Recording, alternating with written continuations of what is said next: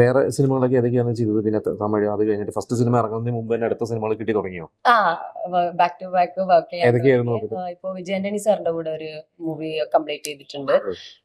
പിന്നെ ജയ് സാറിന്റെ കൂടെ ഒരു മൂവി ജയ് ഉണ്ട്. അതെ. പിന്നെ ദീക്ഷ ഷെട്ടി കന്നഡ ഹീറോ, പുള്ളിക്കാരുടെ കൂടെ 2 മൂവി പോകുന്നുണ്ട്. Okay okay. പിന്നെ എല്ലാം മെയിൻ സ്ട്രീം ഹീറോസിന്റെ സിനിമകൾ തന്നെയാണ്. കന്നഡ, തെലുങ്ക് പിന്നെ തെലുങ്ക് ചെയ്തു. തെലുഗിൽ ഇപ്പൊ കറന്റ്ലി പൊക്കോണ്ടിരിക്കുന്നു. അത് എന്തായാലും ഈ ഇയർ പിന്നെ എനിക്കൊന്ന് സെപ്റ്റംബർ ഒക്കെ ആകുമ്പോഴത്തേനും റിലീസ് ആവും. അതില് സുധീർ എന്ന് പറഞ്ഞിട്ട് ഒരു പിന്നെ മെയിൻ ഹീറോ ആയിട്ട് ചെയ്യുന്നത്. പിന്നെ മുരളി ശർമ്മ സാറ്, അജയ് സാറ്, മുരളി ശർമ്മ ആലവൈകുണ്ഠപുരം പുള്ളിക്കാരൻ, ഞങ്ങളൊക്കെ ആയിട്ട്. അപ്പൊ അവിടെ എത്തിക്കഴിഞ്ഞപ്പോ ഞാൻ ചോദിച്ചു, ഈ ലാംഗ്വേജ് ഒക്കെ എങ്ങനെയായിരുന്നു?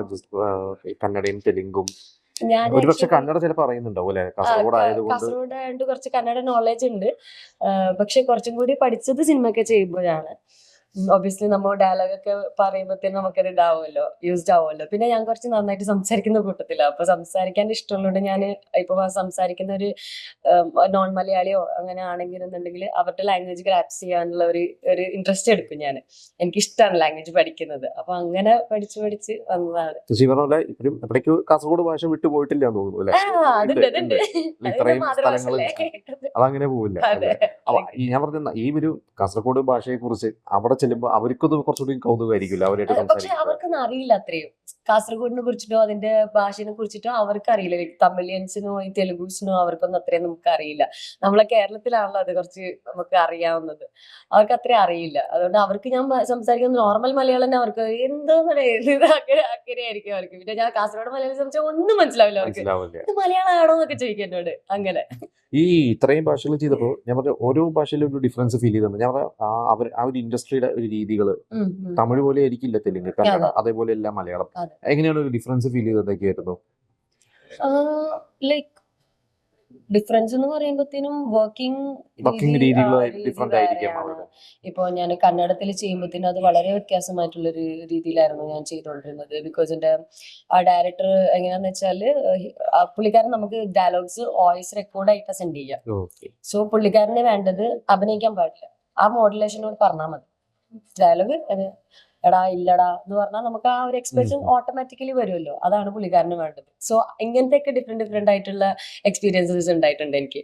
മലയാളത്തിൽ എനിക്ക് തോന്നുന്നു ലൈക്ക് ഈ സിനിമയില് എനിക്ക് അത്രയും ഒരു വ്യത്യാസമായിട്ടൊന്നും അങ്ങനെ തോന്നിയിട്ടില്ല. ലൈക്ക് യൂഷ്വലായിട്ട് നമ്മൾ എന്താണോ ചെയ്യുന്നത് അതുപോലെ തന്നെയായിരുന്നു ഉണ്ടായിരുന്നത്. ലാംഗ്വേജ് കൊണ്ട് അതെ ഒത്തിരി കൂടി കംഫർട്ടബിൾ ആയിരുന്നു. പിന്നെ ലൈക്ക് എന്താ പറയാ, മനസ്സിലാക്കാനും കൊള്ളാനും ഇതൊക്കെ. പിന്നെ മലയാളം മൂവിക്ക് ഇപ്പൊ ഉള്ള ഒരു ഇതുണ്ടല്ലോ, സ്റ്റാൻഡ് ഉണ്ടല്ലോ, അത് നോക്കുമ്പോഴത്തേനും ഓക്കെ ഫൈൻ, നമ്മളെങ്ങനെ അത് ചെയ്യാൻ പറ്റും.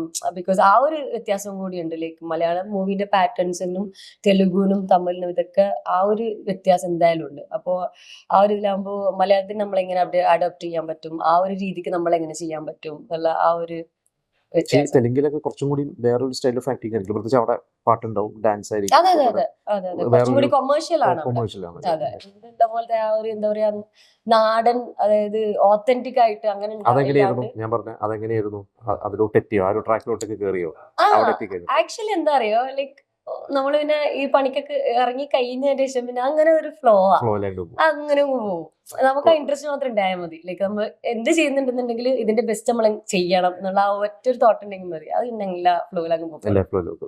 അപ്പൊ ഇനിയിപ്പോ എന്താണ് അടുത്ത പരിപാടികൾ? ഇപ്പൊ മലയാളത്തിൽ ഇവിടെ കോൺസെൻട്രേറ്റ് ചെയ്യാനാണോ? എല്ലാം കൂടി ഓടി നടന്ന ഇത്തിരി പണിയുള്ള കാര്യമാണ്. എനിക്ക് അങ്ങനെ ചെയ്യണമെന്നാണ് ആഗ്രഹം. പക്ഷേ ചെന്നൈയാണ് ഇപ്പോ ബേസ് ആയിട്ട് ഷൂട്ട് മാത്രം ട്രാവൽ ചെയ്തുകൊണ്ട് ചെന്നൈയിൽ തന്നെയാണ് ഇപ്പൊ നിൽക്കുന്നത്. അതാണ് ഇങ്ങോട്ട് കൂടുതൽ അപ്പൊ തമിഴ് സിനിമകളായിരിക്കും കൂടുതൽ.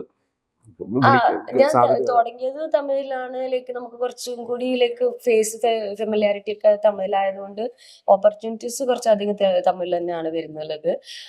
ഇൻഷാല്ലാ ഇനിയിപ്പോ നോക്കണം, മലയാളത്തിൽ കുറെ ചെയ്യണം എന്ന് ആഗ്രഹമുണ്ട്. വരുന്നുണ്ടോ കൂടുതൽ റോൾസ്?